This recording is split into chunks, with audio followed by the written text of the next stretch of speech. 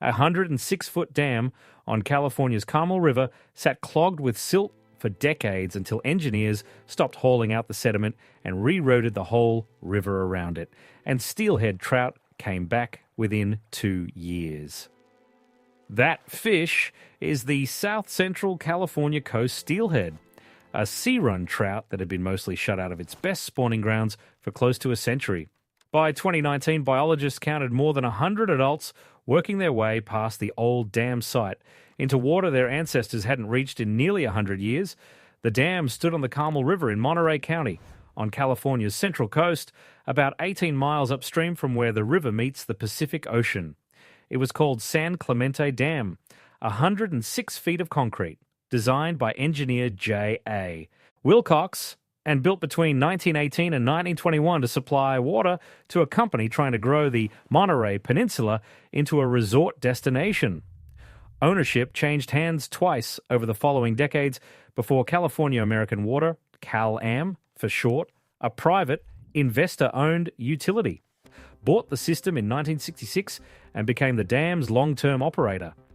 For a while, the dam did exactly what it was built to do. Then it stopped doing anything except sit there, filling with mud and blocking fish.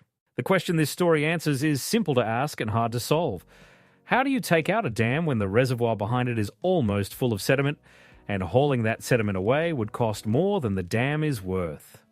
Start with the damage. San Clemente Dam was never enormous by national standards, but on a small coastal river, it was a wall 10 stories high, built from roughly 7,000 cubic yards of concrete. It created a reservoir meant to hold about 1,400 acre-feet of water. Almost from the start, sediment carried down by the Carmel River began settling behind the concrete instead of continuing to the ocean. By the 1960s, that build-up was accelerating. In 1965, biologists counted roughly 1,350 adult steelhead moving through the watershed, a healthy run for a river this size. Decade by decade, that number collapsed. By 2013, the count was down to 249. The dam itself had an old fish ladder, one of the steepest in Western North America, and it barely worked. Meanwhile, the reservoir kept filling. Its original capacity of roughly 1,400 acre-feet had shrunk to somewhere under 150 acre-feet by the early 2000s, a loss of more than 90% of its storage space, and CalAM stopped using the reservoir to supply customers altogether around that same time. San Clemente Dam had quietly become a structure with no remaining function, sitting in a river, doing nothing but block fish and hold back 100 years of silt. That silt turned out to be dangerous on its own terms.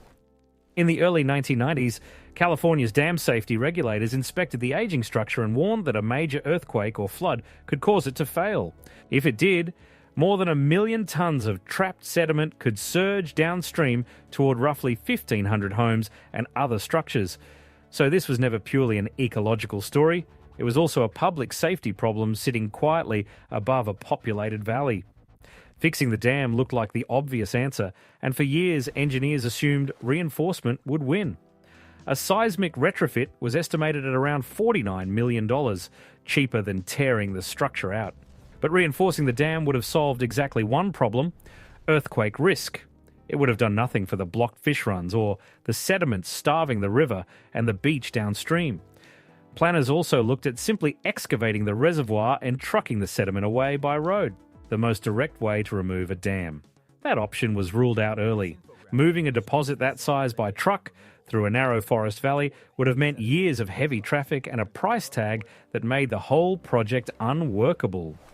After more than 10 years of formal alternatives analysis involving CalAM, the State Coastal Conservancy, the National Marine Fisheries Service, and California's Department of Fish and Wildlife, the state's water regulators approved a rerouting concept in February of 2008. CalAM and the agencies signed on to implement it in 2010. And California's Public Utilities Commission authorized the funding in June of 2012. The agencies had settled on a harder, more expensive option than a simple retrofit, remove the dam entirely and deal with the sediment however they had to. Here is where the project stopped looking like a normal demolition. The reservoir held an estimated 1.7 million cubic meters of accumulated sediment, more than enough to bury a small town, and there was no affordable way to truck all of it out. So the engineering team chose a different mechanism altogether. Instead of moving the sediment, they decided to move the river. According to project engineers, the idea reportedly originated with the man who had spent years tending the dam itself. Reroute the Carmel River out of its old channel and into an adjacent tributary, San Clemente Creek, using a new half-mile connector channel that carried the least sediment of any option on the table. That would let the river bypass the bulk of the trapped silt entirely, rather than fight through it. Crews still had to excavate roughly 380,000 cubic yards of material from San Clemente Creek to make room for the new channel. That material didn't leave the watershed.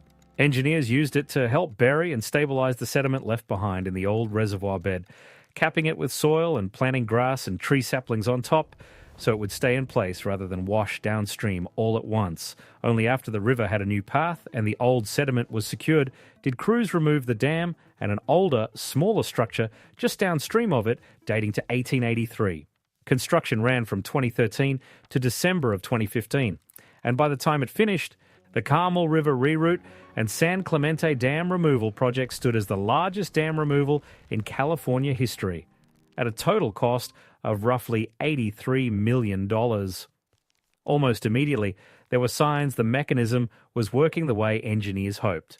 In the spring after the dam came down, biologists documented adult steelhead spawning above the old dam site for the first time in living memory.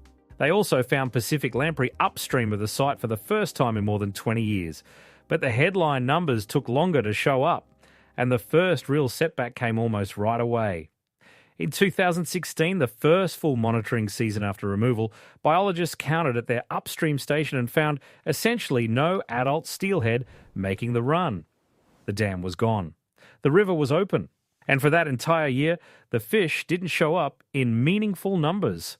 That gap wasn't a failure of the engineering. It was a reminder of how steelhead actually live.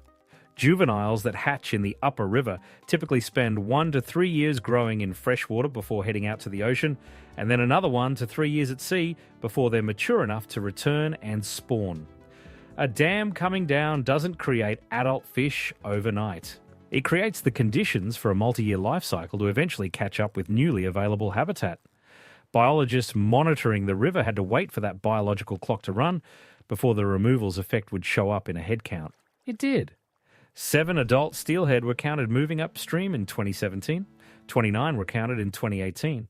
By 2019, the number reached at least 123, with over 100 fish confirmed roughly 5 miles above the old dam site, deep into water that had been essentially unreachable for generations. Researchers also noted lamprey continuing to use the reopened reach, another species that depends on open river corridors rather than reservoirs. A skeptical regulator might reasonably ask whether that climb was really about the dam, or just a wetter few years across the whole central coast, lifting steelhead numbers everywhere. Researchers built their monitoring specifically to answer that question, comparing river reaches above and below the old dam site before and after removal, rather than just watching one number climb.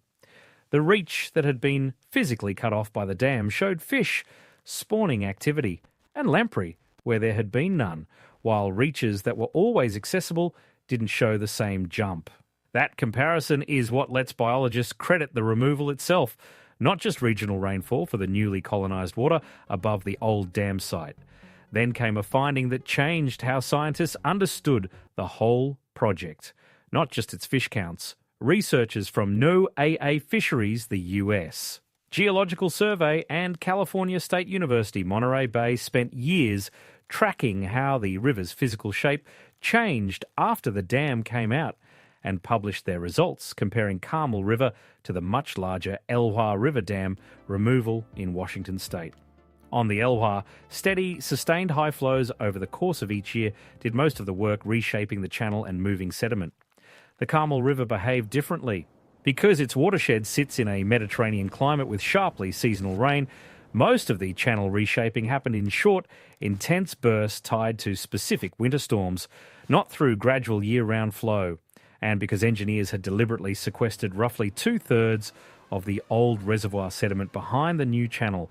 Only the upper third was ever exposed to natural erosion. The result was a sediment pulse downstream that stayed far smaller than many observers expected, without the kind of large-scale channel flooding some had worried the project might trigger. The lesson researchers drew wasn't that the Carmel project understated the value of dam removal. It was that the same intervention plays out differently depending on a river's climate and how carefully its sediment is managed going in. None of this came free, and the bill didn't fall on one party. Of the roughly $83 million cost, $49 million was recovered from CalAm's residential water customers through a rate surcharge.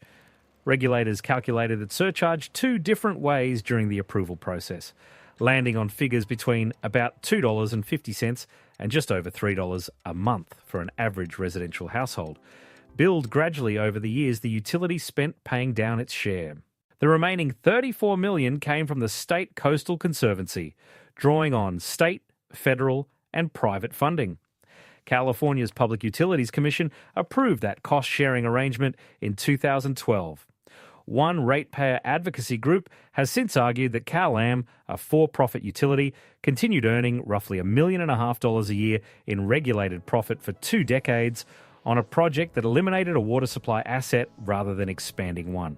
That's a contested claim about how utility profit should be treated, not an independently verified fact about the ecology of the river, and it remains a live point of disagreement among ratepayers and regulators rather than a settled outcome. Removing the dam also freed up the land around the old reservoir.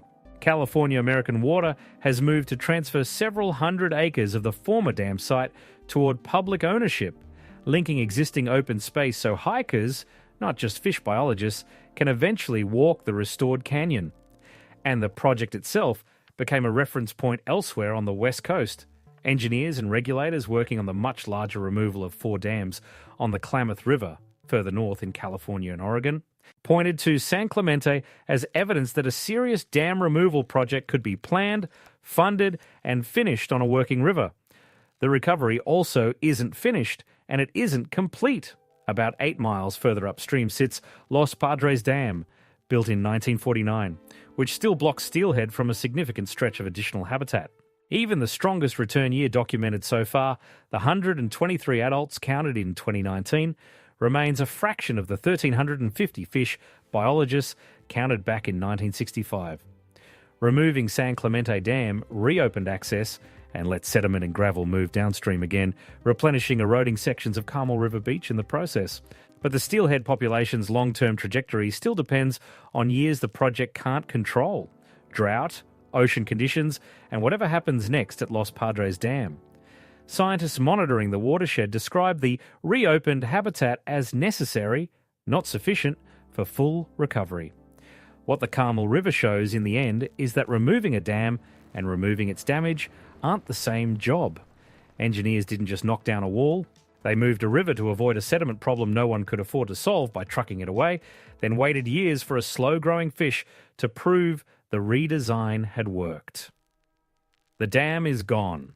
The reroute channel is holding. Steelhead are spawning in water they'd been locked out of since before their great-grandparents were born, and the count is still climbing years later. Whether that run ever returns to its 1965 size is a separate question, one that depends on a river, an ocean, and a second dam still standing upstream. For now, the honest answer is that the fish are back. The mechanism behind that return is unusually well understood, and the story of full recovery is still being written one migration season at a time.